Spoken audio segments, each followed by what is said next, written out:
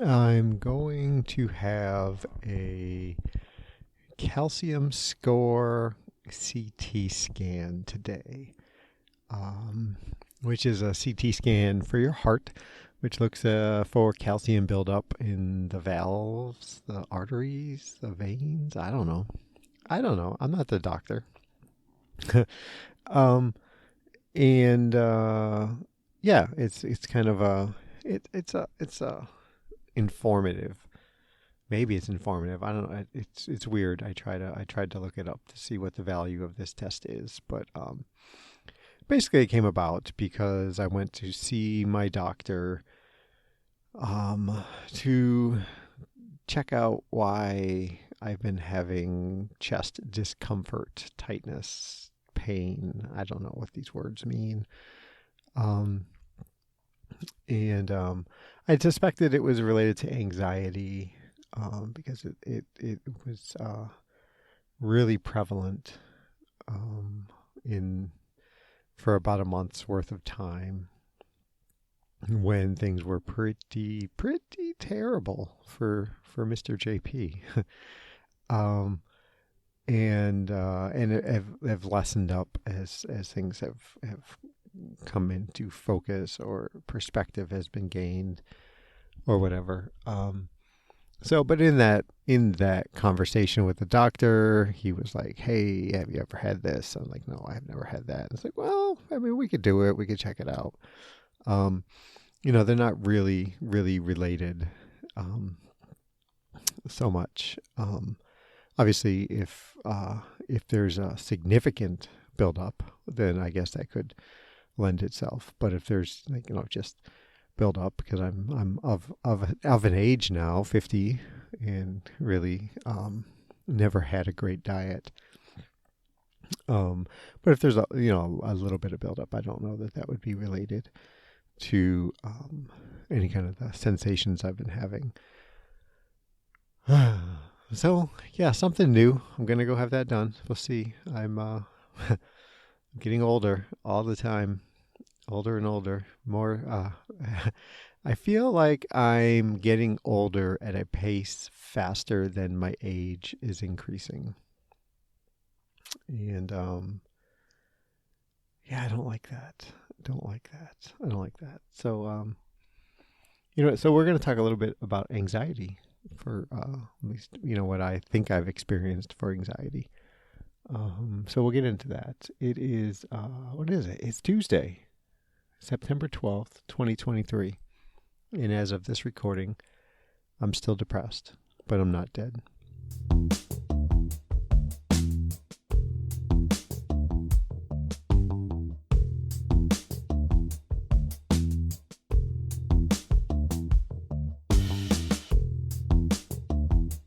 Yeah, so anxiety. I mean, Nora has long said that she believes I am an anxious person. And I have long countered that not really. Like, not really. I don't feel anxious, like, hardly ever, right? So how could that be? How could I be anxious and or deal with anxiety and not feel it? And I don't know. I don't know. I'm prone to. I guess I'm prone to worry. Like I think maybe I have some anxious habits, which I guess if you have anxious habits, you deal with anxiety, right? But I mean, there's a certain amount of anxiety is healthy and normal and good for you, right? I mean, we evolved from anxious creatures, right? If if our predecessors, if our forefathers, if our ancestors um, didn't have any anxiety, they would just probably get eaten by, the wildlife and never have made it out of Africa. Um, so there's some of that, right? Um, but like I said, I'm prone to worry, get caught up like I don't even know how to explain this. I should have prepared better for this because this is really uncharted territory for me. Anxiety. Um, yeah, I mean, I don't like fret away my day, but I guess I feel like I need to be in the loop with what's happening in certain circumstances, right? Like, and not and like subsets of subsets even like I want to um I have a drive to understand what's happening in the house all the time, but like not to a point where I care like what the boy is doing, right? Like I don't know how to explain this. I'm not doing a very good job. I apologize, everybody. I'm bringing you on this trip that I have no real way of. I don't have a map. I don't have a map. I don't have a GPS. I don't have anything. Um, but anyway, so yeah, so let's just accept that JP deals with a certain amount of anxiety. Um, and then life started lifing, right? and oh man, it hit hard, and I couldn't eat, I couldn't sleep. All I could think about was this issue that had reared its ugly head, and that's all I could think about. And um, this is going to tie into some other conversations we're going to have later. But like, it felt wrong it felt irresponsible to think about anything other than this thing, right? Like, uh, I tried to be like, okay, I gotta go focus on work. I gotta like focus on Nora for a little bit. I gotta focus on my kids for a little bit. But it just felt wrong because there was this thing, and if I wasn't thinking about that, if I wasn't trying to figure that out, then I was being irresponsible. And if I wasn't constantly thinking about this thing, trying to figure out a way to solve this issue, um, I was wasting time. Because if I kept thinking about it, then maybe I would come up with the answer, right? And I was reaching out. I was trying to talk to people in this space who had ideas and could maybe help me figure things out. And that wasn't good enough. Like if it like I talked to person A and they said this, and person B and they said this, and I was like, well, what? Maybe okay, I see that, but what? Maybe person C has a better idea. D, E, F, G, all the way through the alphabet. Maybe if I just keep spending energy on this topic, it will get better, or at least I will find the best resolution for it. And oh, it was terrible. It was terrible. And and I felt jittery all the time. I felt like my heart was gonna like jump out of my chest, even though my pulse really didn't go up. I mean, my resting heart rate went up. Apple told me so, like 10 beats per minute for, a significant amount of time during that monthish of time. And, yeah. And like I said, I couldn't eat and I just felt sick. And then I got to the point where like, I was just crying for just walking. I would work and I would walk to my car out of a store, and like I had to like pick up the pace to get to the car so I could get in the car and cry. And I remember specifically I was sitting in the car and just crying and crying, like ugly cry, like oh ugly cry.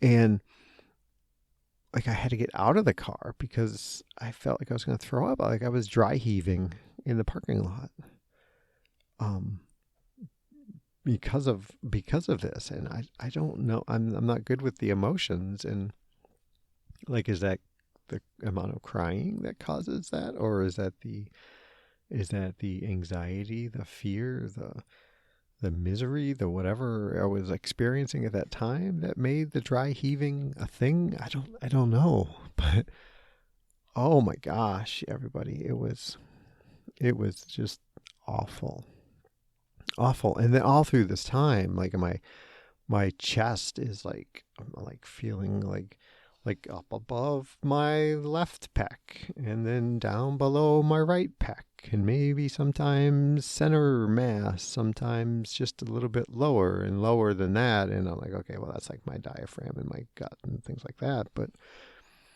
like not constant throughout the day, but like enough. And it wasn't changing with, like, if I tried breathing regularly or slowly, if I laid down, if I sat up, if I got up. About the only time that I realized there was any appreciable amount of time that my chest wasn't bothering me was like if I was running, and I wasn't really running that much because that was irresponsible. Like I can't be doing that if I got this other thing going on, right? But yeah, I mean, I would start to run, and it would be there, and I'm like, okay, like, am I gonna have a heart attack here on the trail? Like, what's going on? And then after a little bit, it would subside, and and my heart responded like it normally responds when I run, and shoot up depending on the pace and what kind of run I'm doing, and 120s, 130s, 140s, into the 150s, 160s if I'm really pushing it towards the end, and then it would return back to my normal. And yeah, so I started thinking like, man, I gotta be responsible here. Like I gotta do the right thing and go see a doctor. But what doctor do I go see? Like, is this like my medical, my family, my primary care? Is this like the cardiologist? Is this my psychiatrist? Like, who do I talk to about this? And I made the decision that I'd go see my family doctor first, right? And the idea was that, okay, I'm like 95% sure that this is like anxiety related symptoms. But there's that 5%, and and I rationalized that not knowing for sure that that's what it was is in itself anxiety inducing. So better if I just go see someone.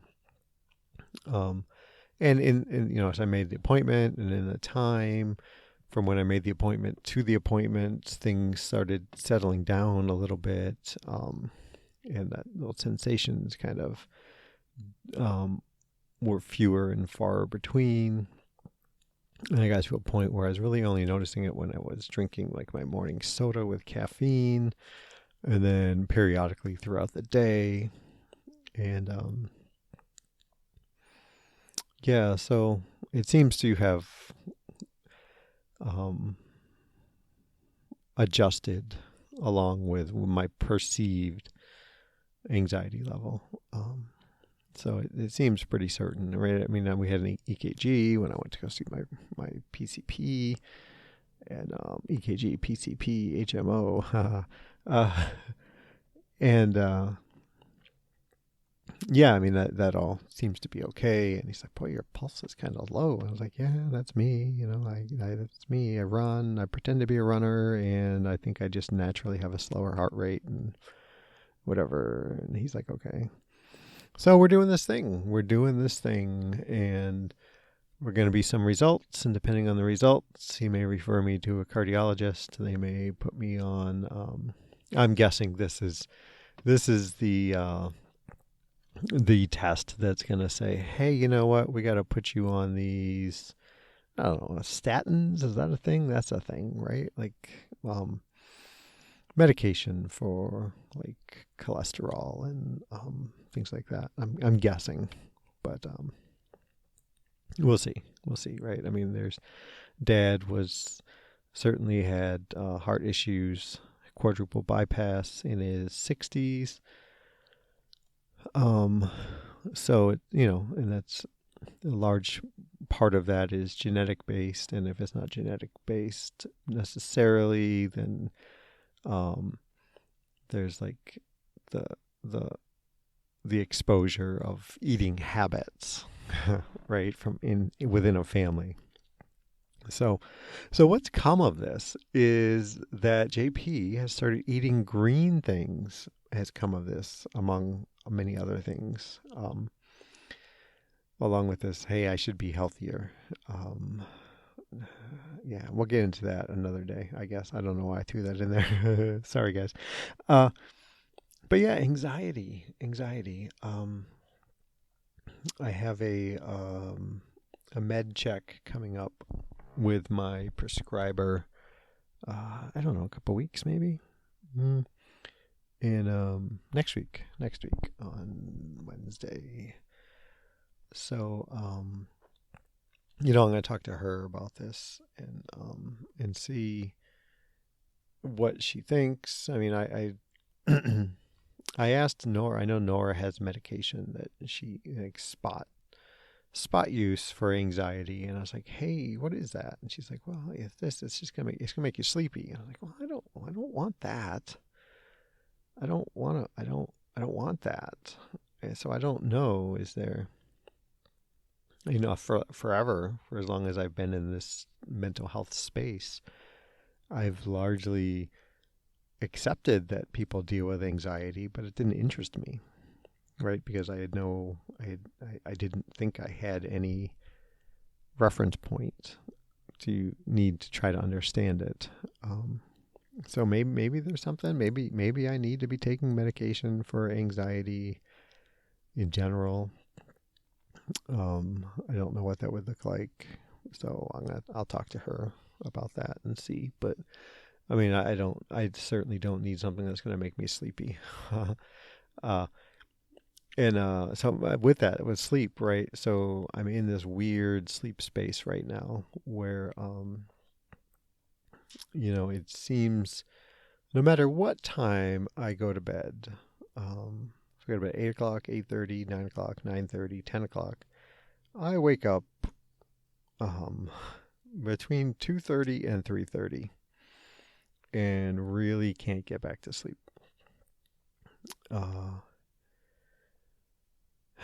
So, I wake up and it's not like my mind is racing, right? But I guess my biggest thought when I wake up now is like, oh crap, like I'm not getting back to sleep. And occasionally I have gotten back to sleep. But in general, I kind of roll around for a while. And you just get to a point where I start thinking about what can my day look like? What should I be doing if I got up right now? What would I do? And can I get into stores early? Should I go to the gym? Should I just go hang out, look at TikTok stuff, and drink my soda and Wordle, things like that. So like today, I was up. I got a 3 o'clock stand hour today on my watch. Yeah, and this is so I got to talk to her about that too because I take it. It seems to be independent of how much trazodone I take. Right, like I take trazodone for sleep, and I'll take a 50 milligram tablet, 250 milligram tablets, 350 milligram tablets, 450 milligram. Oh, not 5. No, I haven't done that since the dark days. It doesn't matter. It doesn't make me sleep longer, and I don't know what that's about.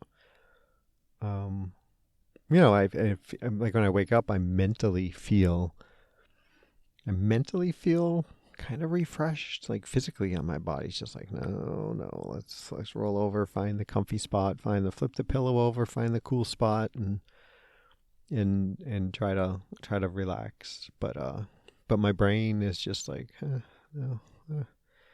It's just there. It's active. It's not racing, but it's active.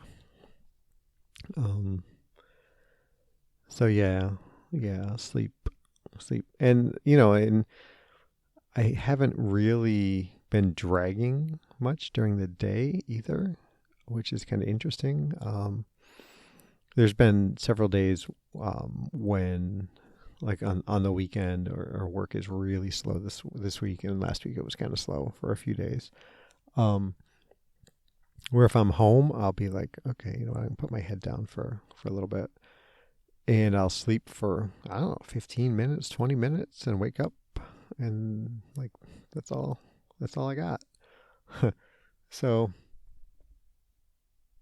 yeah, I don't know. I think what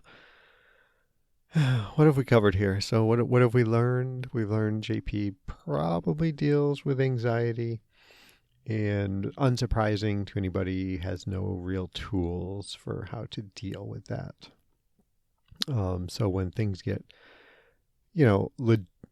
for legitimate reasons, anxiety levels ratchet up, I am unable right now to, I don't have a process. I don't have a method to deal with that. And yeah, I got to work on that. But I don't know how to do that. Hmm. Hmm. So yeah, let's call it a conversation, folks. I've babbled long enough. I hope everyone is doing well. I really appreciate those of you who have reached out since the last show, just to say hey and let me know how you're, that you're there, that you're listening. That's the good stuff, right? I like that. So yeah, keep doing that. I promise I will reply back to you all. And let me know how you're doing. Let me know what you think about the show. Let me know what you'd like to have happen on the show. Later this week, maybe in place of next week's episode, I've got I'm going to run an episode of another podcast that I was on, talking about suicide. So I'm going to run that, and maybe I have to see what my hosting platform will let me do. But yeah, so look forward to that if you're so interested. That's it. I've said a lot now. So everybody, thanks for listening. Reach out to me if you want to, if you'd like to, if you need to. If, good mail, bad mail, whatever. Jamalki@gmail.com. JAMOALKI. And yeah, everybody be safe and be well. Thanks.